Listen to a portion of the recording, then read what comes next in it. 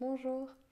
Récemment, j'ai partagé un texte que j'avais canalisé et à présent, j'aimerais rajouter quelques petits points plus personnels en fait sur la notion de choix, sur le fait de faire un choix et comment se sentir guidé pour faire ce choix.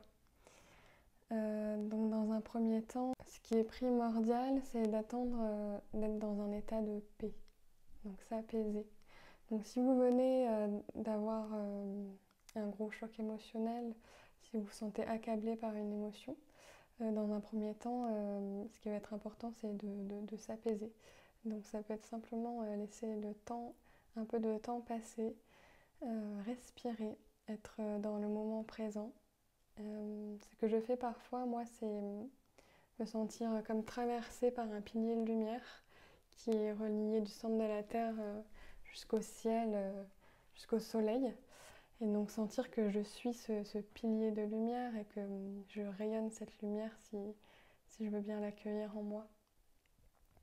Et donc ça me permet de me recentrer, de m'ancrer voilà, dans cette souveraineté lumineuse.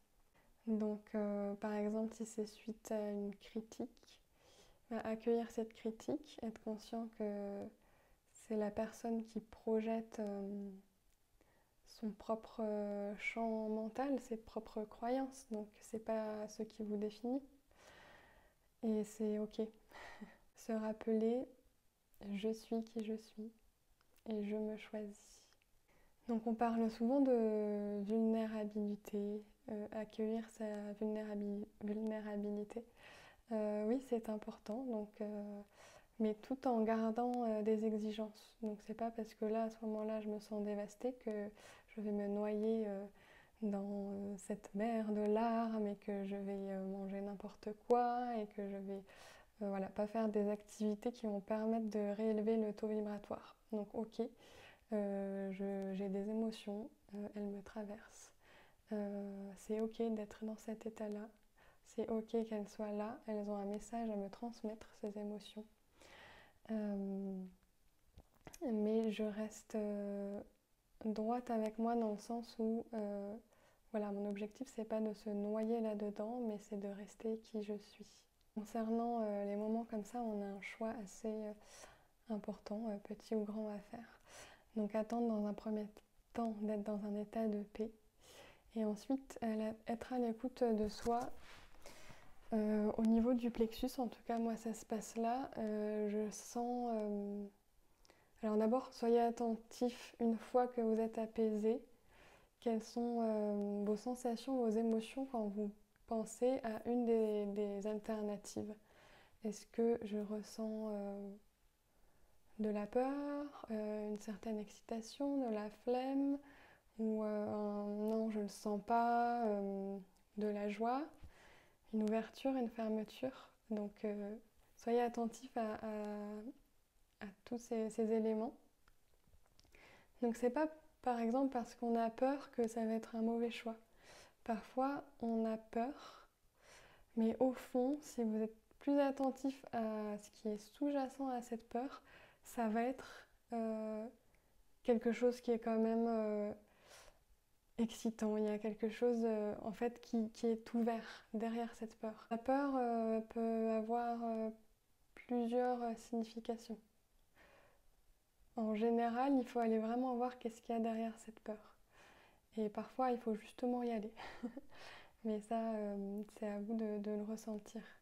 Parce que parfois, ça peut être une peur qui est fondée par rapport à la sécurité ou quelque chose qui n'est pas OK avec vous. Voilà, si vous ressentez une sorte de flemme, bah, il faut aller voir encore derrière ça. Est-ce que c'est juste là, je me sens pas de faire ça, mais peut-être que quand j'aurai retrouvé mon énergie, c'est par là que je suis guidée à aller.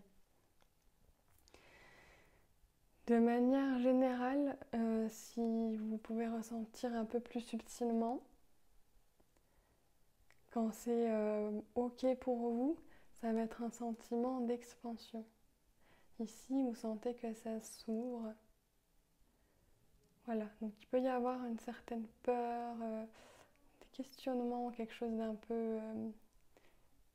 quelques tensions, mais si derrière ça s'ouvre, c'est une alternative à aller explorer. Et au contraire, si tout de suite vous vous sentez comme ça, ou non, ou si c'est un peu fermé, si c'est contracté, c'est sûrement pas une option qui va vous convenir, en tout cas dans l'instant. Mais voilà, soyez bien à l'écoute de ce bouclier de la peur qui parfois cache cette ouverture. D'accord? Donc il faut vraiment être dans cette attention très subtile de nos ressentis. Donc parfois on a aussi le mental qui vient s'en mêler et qui vient donner des informations et on peut avoir l'impression d'avoir une réponse, mais en fait elle se situe à ce niveau-là, au niveau des schémas, au niveau de ce qu'on a vécu dans le passé, au niveau de croyances limitantes. Donc il faut vraiment se ramener à là et au ressenti profond là qui émane. Donc si vous sentez que ça résonne, que ça s'ouvre, cette confirmation du oui intérieur, c'est certainement que c'est bon pour vous à ce moment-là. Mais ça ne veut pas dire que ça va être bon pour quelqu'un d'autre. Voilà, donc il ne faut pas superposer ce qu'on sent pour nous pour les autres. Et puis ça va s'adapter.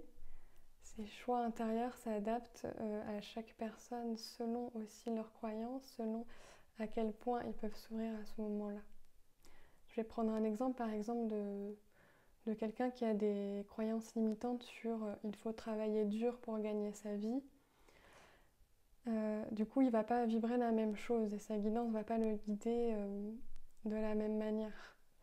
Donc, ça va être progressif, par exemple. Il peut avoir une guidance qui lui dit suis tes rêves et travaille avec acharnement parce qu'il n'est pas encore prêt à tout lâcher et à faire vraiment que ce que la guidance pourrait le guider, mais sans garantie de résultat, sans garantie de sécurité, etc.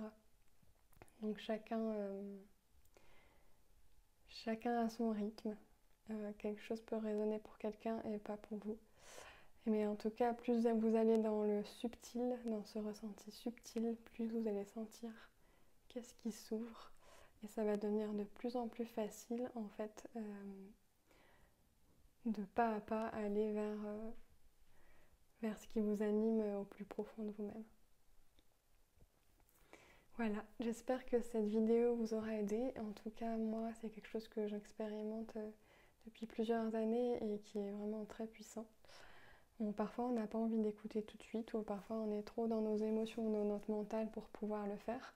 Mais plus on revient en soi et à ce ressenti subtil, plus en fait, ça va être limpide et on va savoir exactement dans quelle direction s'orienter et quel est le prochain petit pas à accomplir vers un épanouissement de plus en plus grand. Voilà, je vous envoie plein d'amour et je vous dis à bientôt. Au revoir.